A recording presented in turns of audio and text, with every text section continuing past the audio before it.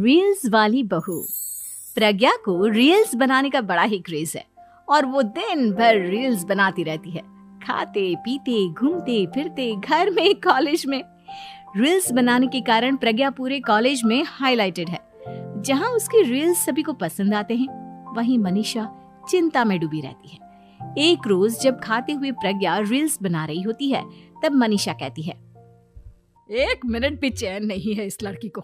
ये नहीं कि खाना तो आराम से खा ले, लेकिन नहीं, अरे थोड़ी देर रील्स नहीं बनाओगी तो आसमान नहीं टूट पड़ेगा। अरे मम्मी, इसी को तो कहते हैं डिटर्मिनेशन। तुम नहीं समझोगी ये सब। भगवान, इस लड़की को सद्बुद्धि दे। जब देखो तब टेढ़ा बाका मुंह बनाती रहती है। मनीषा की बात का प्रज्ञा पर जरा भी असर नहीं होता और वो खाते खाते रील्स बनाती रहती है। दिन बीतने लगते हैं और देखते देखते प्रज्ञा का कॉलेज भी खत्म हो जाता है। आए दिन कोई ना कोई मनीषा को प्रज्ञा की शादी करवाने का सुझाव दे जाता है। सब ठीक ही कहते हैं, प्रज्ञा की शादी कर देनी चाहिए। अपने घर के काम काज में व्यस्त हो जाएगी तो खुद ही ये रील्स और नाच गाना बंद हो जाएगा। मनीषा और प्रेम प्रज्ञा के लिए एक अच्छा लड़का ढूंढने लगते हैं और तभी विकी का रिश्ता प्रज्ञा के लिए आता है, जिसने प्रज्ञा को उसकी रील्स देखकर पसंद कर लिया था। अगले दिन विकी अपने माता पिता के साथ प्रज्ञा के घर पहुंच जाता है और प्रज्ञा साड़ी पहने हाथों में चाय की ट्रे लिए उनके सामने आती है। जब विकी को पसंद है तो हमें भी बहू पसंद है। बहन जी, आप बारात की तैयारी कीजिए। एक बार लड़का लड़की अकेले में बात कर ले तो अच्छा रहेगा। हाँ हाँ, क्यों नहीं। मनीषा विकी को प्रज्ञा के कमरे में भेजती है, जहाँ प्रज्ञा पहले से ही रील्स बना रही होती है। तभी विकी कहता है, आ गए आपके साजन जी। हमारे साथ ये रील्स कंप्लीट करती तो और भी अच्छा रहता। अच्छा जी, अब आ ही गए हैं तो बना ही लेती हूँ आपके साथ।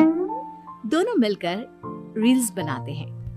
जब वी मीट और तुरंत पोस्ट भी कर देते हैं। फिर विकी कहता है, जब आप साड़ी में चाय लेकर आई तब मुझे लगा कि कहीं मैं गलत घर में तो नहीं आ गया। अब सही है। दोनों की शादी पक्की हो जाती है और शादी के दिन भी प्रज्ञा रील्स बनाने से चूकती नहीं। यहाँ तक कि बारात के समय भी नाचते हुए रील्स बनाती है। सभी लोग प्रज्ञा की तारीफ के पुल बांध देते हैं और प्रज्ञा नाचती गाती अपने ससुराल चली जाती है। सब कुछ अच्छा चल रहा होता है। प्रज्ञा यहाँ भी दिन भर हर चीज की रील्स बनाती रहती है। लेकिन कुछ दिनों के बाद जब सुनीता कहती है, बहू, ये रील्स के साथ साथ कुछ काम भी कर लिया करो। वैसे तुझे और क्या क्या बनाना आता है? मम्मी जी, वैसे तो सब कहते हैं कि मैं सब कुछ अच्छा बनाती हूँ, लेकिन मुझे लगता है कि मैं मैगी अच्छा बना लेती हूँ। हाँ, कॉफी भी अच्छा बना लेती हूँ और मुंह तो सबसे अच्छा बना लेती हूँ। हैं? अच्छा अच्छा। सुनीता अपना माथा पकड़ लेती है और कहती है, बहू, कुछ खाना बनाना भी सीख लेती। मम्मी जी, मैं लंबी प्लानिंग कर रही हूँ। जल्दी ही मैं इतनी फेमस हो जाऊंगी कि मुझे पैसे मिलने लगेंगे। हम दोनों सास बहू राज करेंगे, राज। नौकर काम करेंगी और लोगों की तो लाइन लगेगी हमसे मिलने के लिए। तेरा दिमाग खराब हो गया है क्या बहू?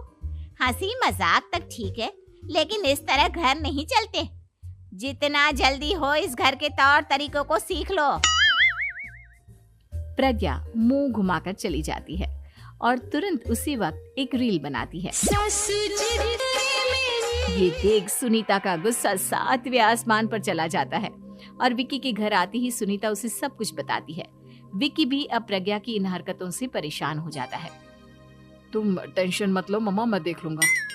विकी कमरे में जाता है तो देखता है कि प्रज्ञा रील्स बना रही है। विकी बड़े ही प्यार से प्रज्ञा से कहता है, प्रज्ञा, इन सब के लिए मैं तुम्हें मना नहीं कर रहा हूँ, लेकिन फिर भी हर वक्त तो ये अच्छा नहीं लगता ना। समझने की कोशिश करो, मुझे भी तुम्हारा थोड़ा वक्त चाहिए। मैं जब ऑफिस से आता हूँ तो मुझे समय देने की जगह इसी में लगे रहते हो। तुम ज्यादा ही सोच रहे हो। तुम भी मेरे साथ रील्स बनाओ ना, तुम्हें भी बहुत अच्छा लगेगा। तुम्हें इज्जत से कोई बात समझ में नहीं आती क्या? दिमाग खराब हो गया है तुम्हारा इस चकाचौंध से।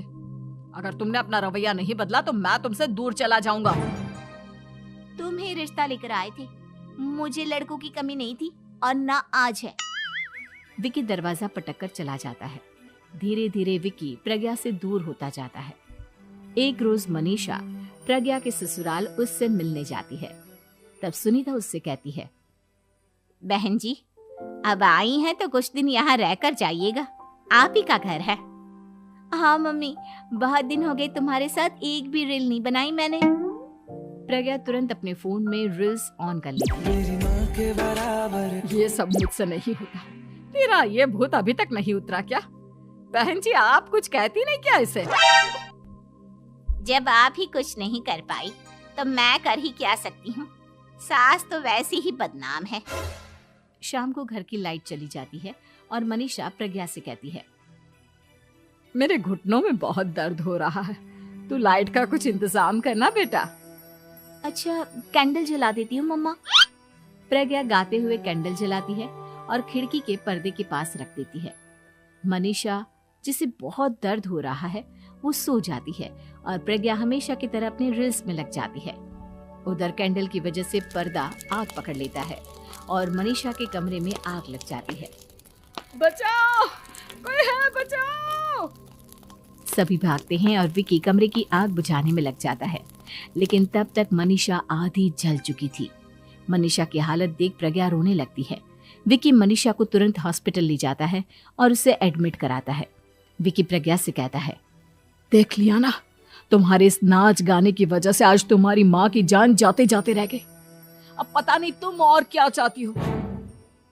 उधर डॉक्टर